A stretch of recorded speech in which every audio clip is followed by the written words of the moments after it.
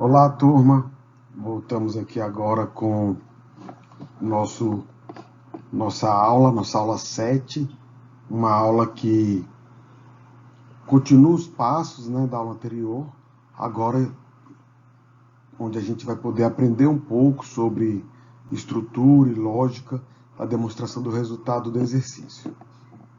Bom, a demonstração do resultado do exercício, ela deve apresentar, de acordo com o CPC 26, em sua primeira revisão, todos os itens de receita e despesa que foram reconhecidos no período. Então vamos lá, lembram? Contas de resultado, receitas e despesas que vão resultar no lucro. Essa é a ideia da demonstração de resultado. Mas o CPC 26, ele fala ainda que existe uma outra demonstração que deve ser apresentada conjuntamente, que é a demonstração do resultado abrangente. Eu vou falar sobre ela aqui só para que vocês tenham conhecimento. Não é nosso objetivo nessa aula estudar a DRA, tá bom? A demonstração do resultado do exercício, ela trata do que aconteceu no período, em algum período específico, em algum exercício específico, que é a entidade que analisar o seu resultado, qual foi o seu desempenho econômico-financeiro. A demonstração do resultado abrangente, ela pega o que a gente já sabe, já conseguiu reconhecer acerca de exercícios futuros, aí partindo do lucro atual, qual seria o resultado futuro, é um resultado mais abrangente. Bom, dito isto, passamos então agora para o nosso foco, que é a DRE. Então percebam que a demonstração do resultado do exercício, ela tem essa ideia de apresentar todos os itens de receita e despesa que foram reconhecidos no período, e ela é chamada como sendo uma demonstração que ela é dedutiva. Por quê?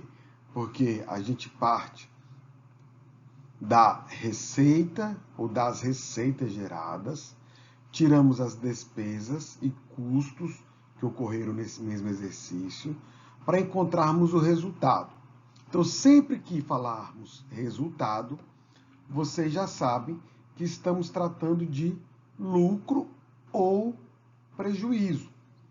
Ela é apresentada, a demonstração do resultado, de forma vertical, sempre deduzindo os valores. Receita, menos despesa, menos custo, até chegarmos no lucro, tá? Por isso ela tem esse nome dedutiva. Vejamos aqui. Se nós fôssemos pegar uma demonstração do resultado mais simples, algo que normalmente a gente vai encontrar para microempresas, né? Enfim, talvez não tão sintética quanto essa aqui, mas a grosso modo, nós temos o que nós falamos ali anteriormente, no slide anterior, né? Receita menos despesa, que vai ser igual ao resultado, lucro ou prejuízo. Ela vai verticalmente deduzindo os valores que ocorreram. De uma forma mais completa, como é que a gente poderia ver isso? Receita menos deduções, ou seja, descontos, abatimentos, vendas canceladas, tributos sobre venda, aí menos custos, né? O produto que foi vendido, a mercadoria que foi vendida, ou o serviço que foi vendido, menos despesas, e a gente vai deduzindo item a item até chegarmos no resultado do exercício. Essa é a grande ideia de uma DRE. Agora a gente vai passar por partes, tá? Para a gente ir entendendo ela na sua completude, o que compõe, o que está dentro de uma DRE. Vejamos. A DRE, ela começa sempre com a receita operacional bruta, uma receita bruta. Só que essa receita bruta, ela tem elementos que não deveriam ser entendidos a nível de gestão como receita, porque não são da empresa, nunca chegaram a ser receita de verdade. Exemplo disso, impostos e taxas sobre vendas, né? A CID, que é a contribuição sobre combustíveis, né? ICMS, ISS, PIS, COFINS e muitos outros aí que venham a ter dentro dessa ideia de impostos e taxas. Repare que, quando o consumidor ele compra alguma mercadoria, né? Enfim, ele paga o valor do ICMS para a empresa, em termos de direito tributário, ela é entendida como sendo um agente arrecadador do Estado. O ICMS não é da empresa, ela arrecadou do contribuinte para repassar para o Estado. Mas isso não é da empresa sob hipótese alguma. Ela é apenas um agente arrecadador. Assim como ICMS, PIS, COFINS, CID e qualquer outro desse. Por isso, esses impostos e taxas sobre vendas são chamados na contabilidade de deduções à receita bruta. Outro tipo de deduções são devoluções ou vendas canceladas, tá? Então, o cliente se arrependeu daquela mercadoria, daquela compra, ou o produto, quando chegou, não atendeu ao padrão do cliente para poder receber a mercadoria, e ele devolve essa compra, né, ou parcialmente ou totalmente. Então, qualquer tipo de cancelamento de venda também é considerado uma dedução à receita bruta. E descontos. Então, o cliente comprou e falou, rapaz, para poder comprar esse volume eu preciso de um desconto. E a empresa concedeu lá talvez 5, 10, 20%, sei lá quanto, né? Todo desconto não é considerado receita. Perceba que contabilmente, o lançamento, ele tem que considerar que houve a receita total. E ele tem que considerar também que houve a dedução. Tá bom? Então vejamos, como é que seria isso? Vamos imaginar que a venda foi feita à vista, diretamente,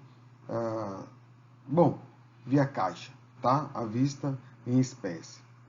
Então eu tenho um débito do valor que foi no caixa. Vamos imaginar que no caixa entrou R$700. Eu tenho um crédito que foi a minha receita bruta. Vamos imaginar que essa receita bruta tenha sido de R$1.000. Onde é que está a diferença? Os R$300. É um débito referente a descontos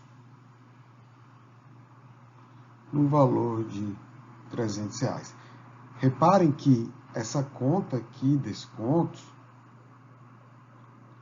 ela é uma conta de resultado. Ela diminui o valor da receita. Por isso que ela é lançada a débito. Tá bom? Então veja, ela entra aqui, ó, deduções, tá? Nós teríamos 1.000 lançados a débito e 1.000 lançados a crédito. E após abatermos todas as deduções, nós chegamos então na receita operacional líquida. Essa sim é receita da empresa. tá? Então, sempre que, de alguma forma, vocês estiverem trabalhando na análise da receita que foi gerada em determinado período, vocês têm que pensar sempre na receita líquida, não na receita bruta. Vocês podem pensar em receita bruta se estiverem pensando em planejamento tributário, em política de vendas, né? Quando a gente fala de descontos, em questões logísticas, para talvez a mercadoria que sai em condições de ser entregue e chega em condições que não podem ser recebidas, tá? Isso é muito comum, por exemplo, quando na comercialização de produtos refrigerados, né? O que são muito sensíveis à alta temperatura, chocolates, carnes, né, do modo geral, embutidos, tudo que é muito sensível à temperatura. Pode ser que no transporte tenha perdido temperatura e não está mais em condição de ser comercializado. Então, caberia esse tipo de análise aqui. Tá? Para quê? Para tentar, a partir da gestão disso, aumentar a eficiência e, consequentemente, a receita líquida. Mas o que a gente trata como receita, para fins de análise na gestão, é sempre a receita líquida. A receita bruta tem a ver com faturamento. Receita líquida tem a ver com a receita que efetivamente é de posse, né, dessa entidade. Bom, vamos em frente. Imaginemos agora, deixa eu apagar aqui esses rabiscos que eu fiz. Imaginemos agora que a empresa fez uma venda de 10 milhões e sobre esse valor incide ICMS de 18%, ou seja, 1.800.000. Reparem que a receita líquida é apenas de 8.200. Por quê? Porque o ICMS ele foi contabilizado aqui como uma dedução. Vamos ver um outro exemplo. A empresa agora, ela vendeu mercadoria para dois clientes diferentes, cliente A e cliente B. Para o cliente A, houve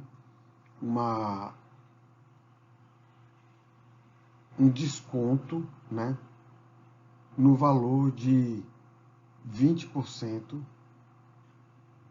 por conta de devolução. Um desconto não, vamos pegar aqui exatamente o que está escrito aqui. Quando a mercadoria chega lá, chegou no cliente, ele viu que não dava para ficar com tudo, porque parte da mercadoria não estava em condições de ser comercializada. Então ele devolve 20% da sua compra de 2.500.000. Já o cliente B, para que ele possa ficar com a mercadoria, foi-lhe dado um desconto de 10% também de uma venda de 2.500.000. Vendemos 2.500.000 para A, 2.500.000 para B. A devolveu 20% e B nós demos um desconto de 10%. Então a venda total foi de 5 milhões, o faturamento, a receita bruta, 5 milhões. Mas nós tivemos duas deduções. Quais foram? 20% de 2.500.000 foi a devolução que foi feita pelo cliente A, totalizando 500.000. E o desconto, o abatimento que nós demos de 10%, totalizando 250.000. Sendo assim, a receita líquida, a receita que efetivamente ficou para a empresa, né, para essa entidade, é de 4.250. 5 milhões menos 750.000 das deduções. Tá certo? Bom, então a DRE, ela começa na receita bruta, tem as deduções e chega na receita líquida. Após a receita líquida, é feita a apuração do lucro bruto. Qual é o passo adicional? Qual é a dedução adicional? É que agora vamos deduzir o custo das vendas. Reparem que a DRE está sendo construída de forma vertical, tá bom? Então, havia uma receita bruta, foram excluídas as deduções, chegamos na receita líquida. Todo produto, toda mercadoria tem um custo que lhe é inerente. A gente ainda vai estudar mais sobre isso, mas reparem que existe um custo para tudo. Onde é que está o custo de uma mercadoria em termos financeiros? Está na conta contábil de estoques. Estoques de mercadoria para venda. Então, o custo, ele vem deduzindo a receita líquida para que encontremos o lucro bruto, o resultado operacional bruto. Por que resultado? Porque poderia ser prejuízo. Poderia, totalmente poderia. Basta que o custo, né, das vendas seja maior do que a receita líquida que sobrou lá para a companhia, para a entidade, tá bom? Não é o mais comum, mas é possível, tá certo? E seria um problema tremendo, porque a gente ainda está muito longe de apurar o lucro líquido, né? Então, o prejuízo seria enorme se o resultado bruto aqui fosse um prejuízo. Mas, enfim,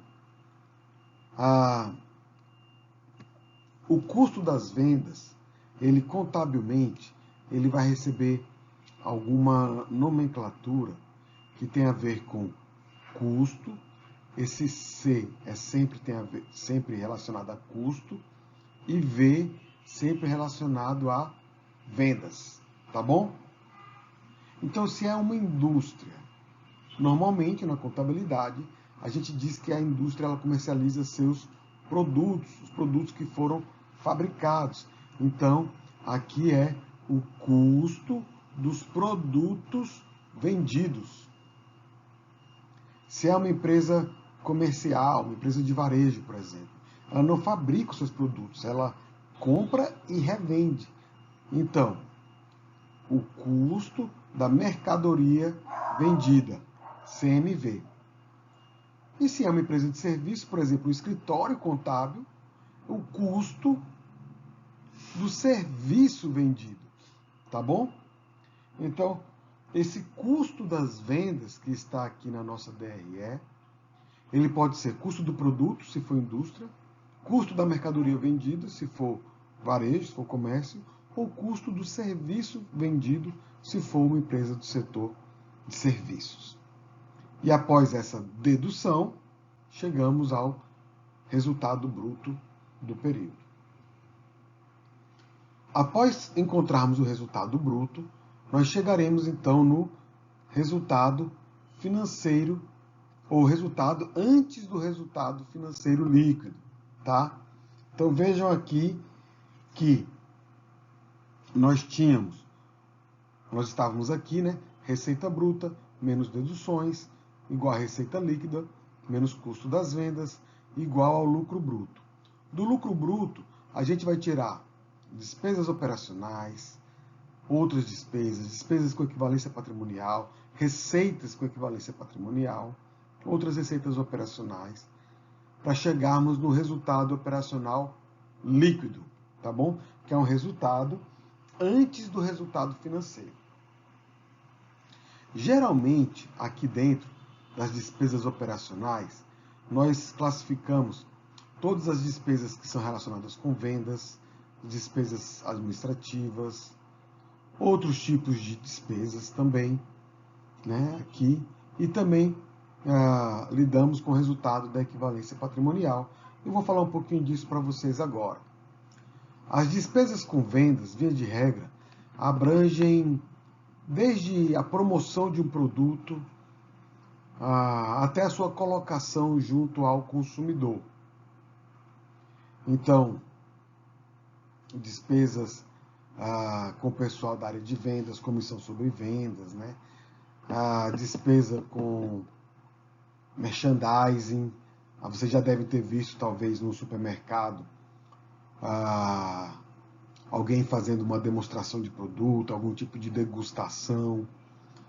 Muitos varejos vendem parte da gôndola, vendem a área da gôndola, vendem a frente da gôndola, né?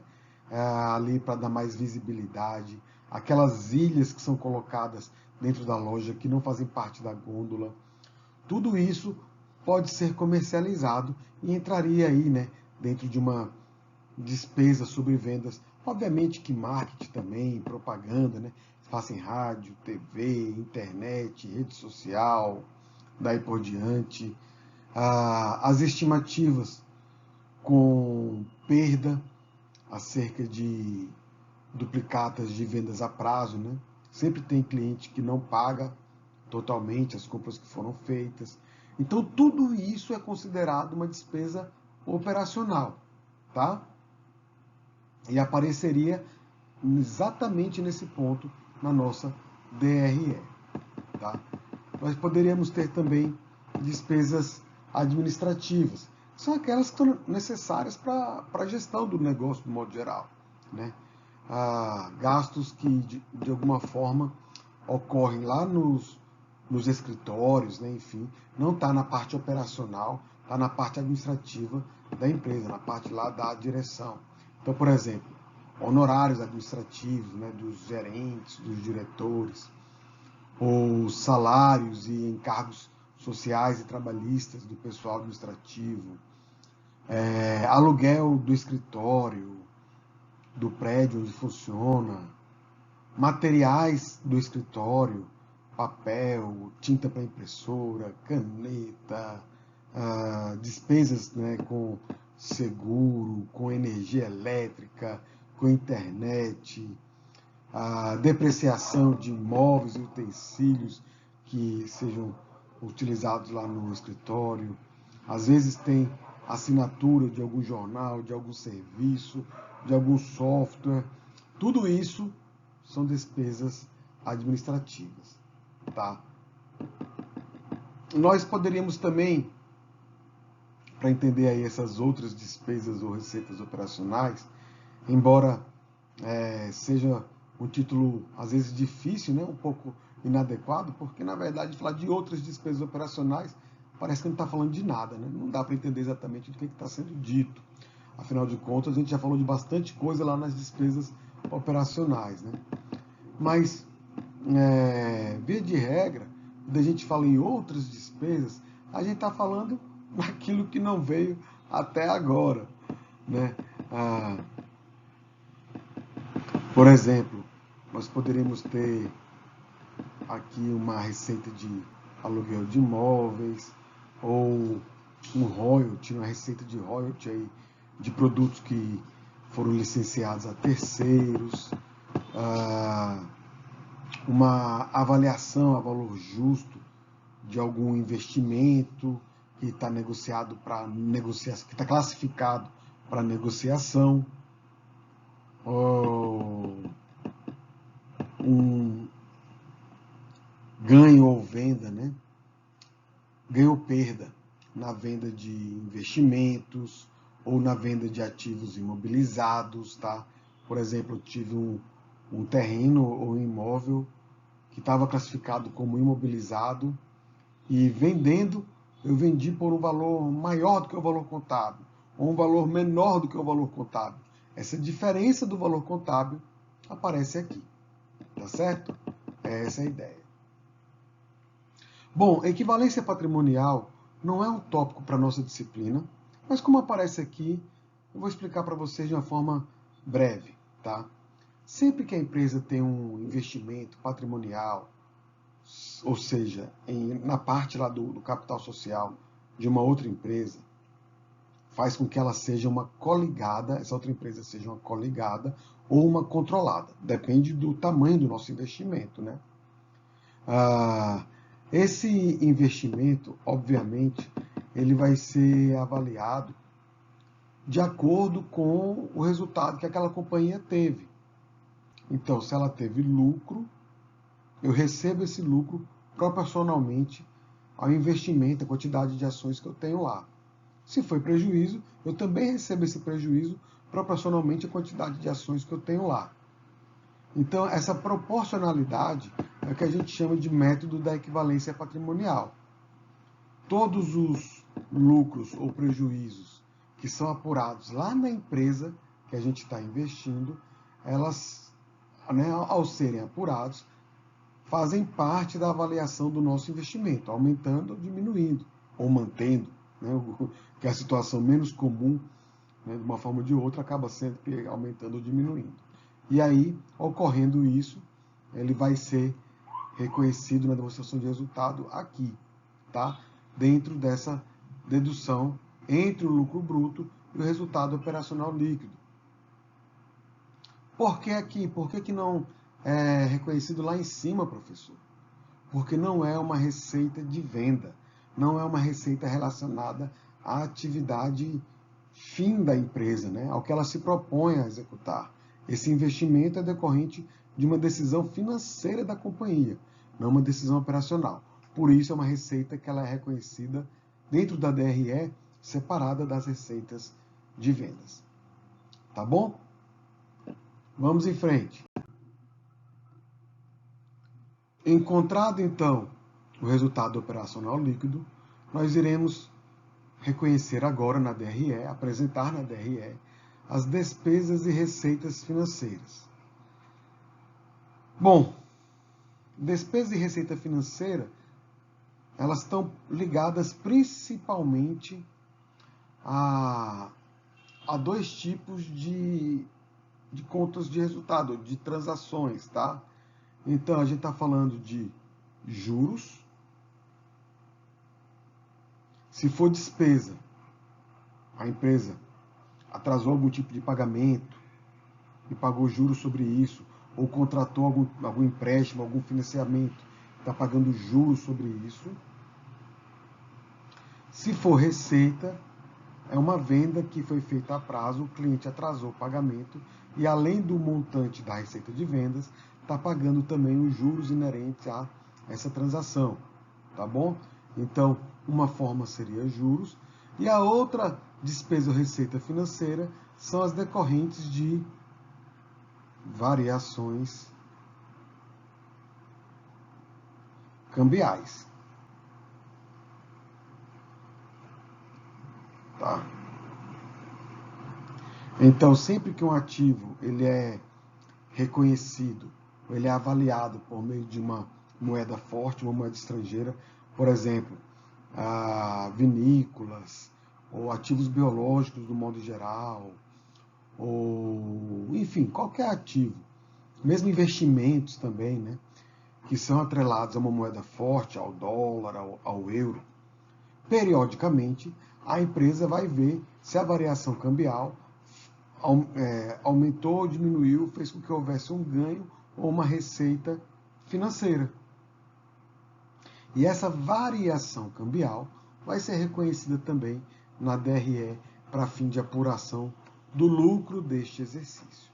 Então, após isso, nós temos um resultado antes dos tributos sobre o lucro, tá? Em alguns planos de contas e alguns livros também, vocês vão achar a nomenclatura lucro antes do imposto de renda, tá? LAIR. São nomenclaturas semelhantes. Só que lucro, eu já estou assumindo que o resultado foi positivo, né?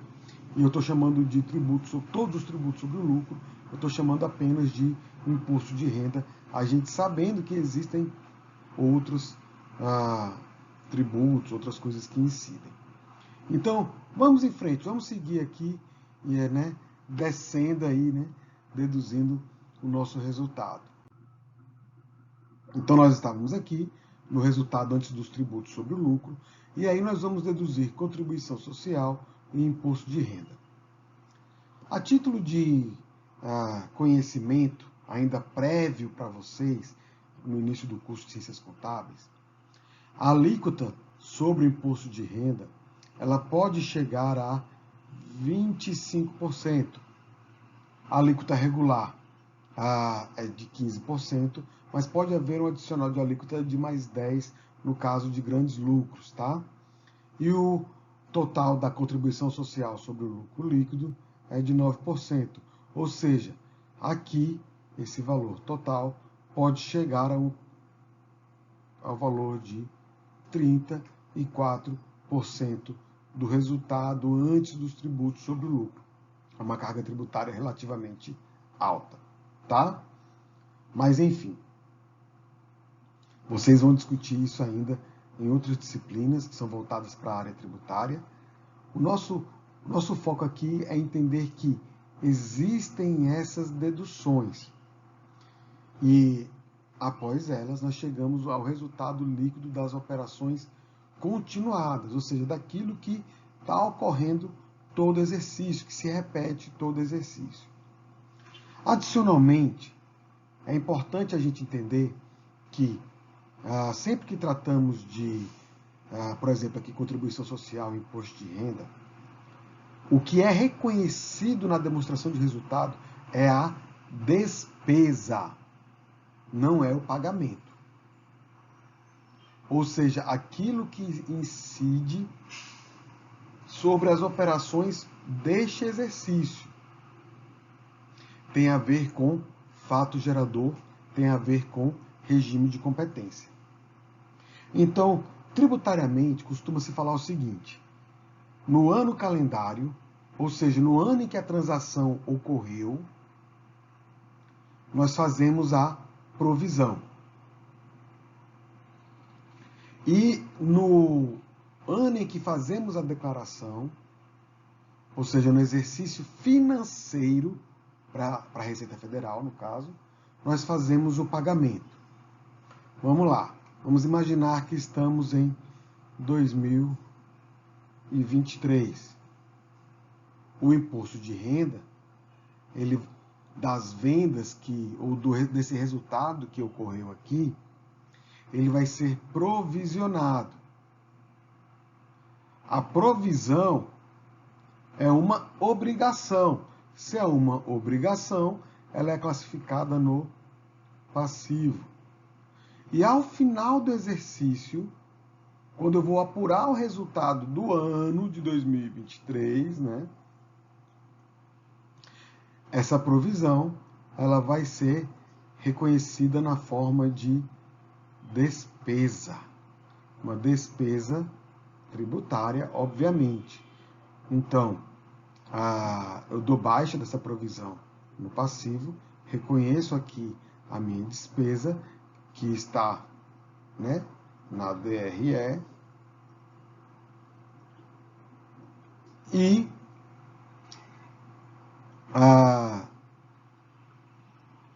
deixo para 2024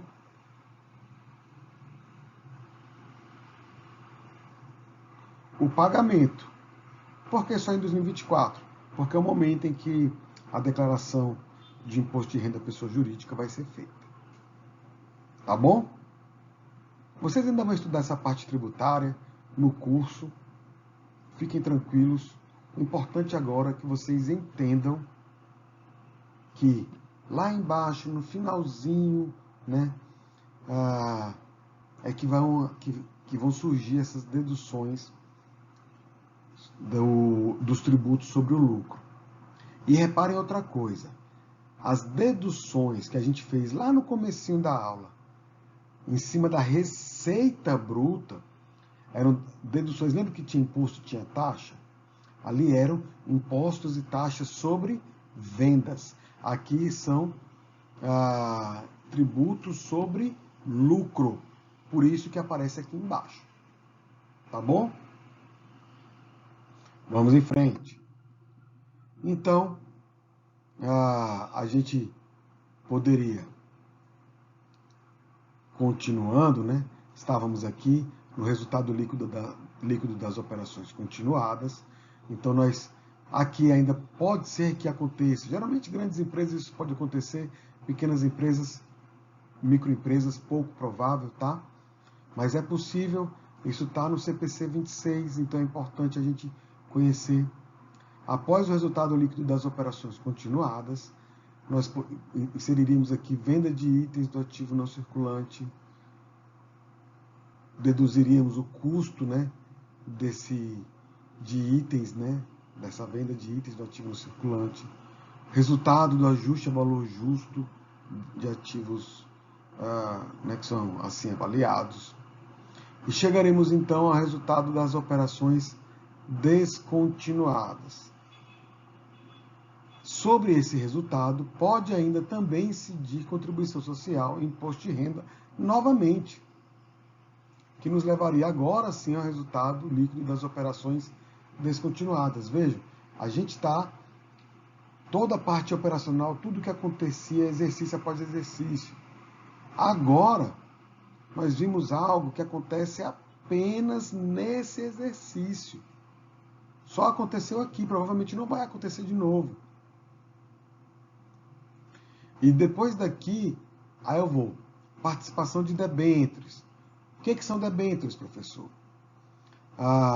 É um tipo de título de dívida. Deixa eu ver se eu... As companhias que negociam seus títulos em bolsa, né, elas podem solicitar empréstimos ao público em geral. E obviamente, né, que ela vai pagar juros e vai conceder também amortizações, ou seja, ela vai pagar uma parte do principal para quem, né, adquiriu debênture. Então, é como se o indivíduo fosse um banco que está emprestando um valor para a companhia, tá? As debêntures não são ações, podem até se tornar, mas não são ações, não necessariamente. São títulos de dívida. E aí, a garantia que o credor vai ter, que vai receber o valor da empresa, são esses títulos que são chamados de debêntures, tá? As debêntures, elas vão assegurar aos titulares, né, quem comprou ela, além dos juros, participação no lucro da companhia. E é uma despesa, no caso, né, para a companhia, que é dedutível para calcular, para encontrar a base de cálculo do imposto de renda, tá? Participação de empregados e de administradores. Vocês talvez tenham ouvido falar, né? Participação nos lucros. É muito comum grandes empresas fazer isso. Petrobras faz,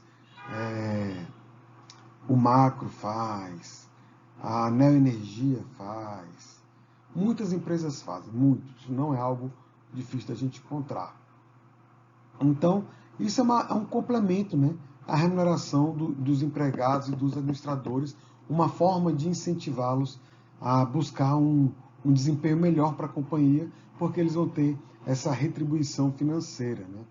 Isso, via de regra, definido no estatuto ou no contrato social, um percentual que vai ser pago sobre o lucro para empregados e diretores, né?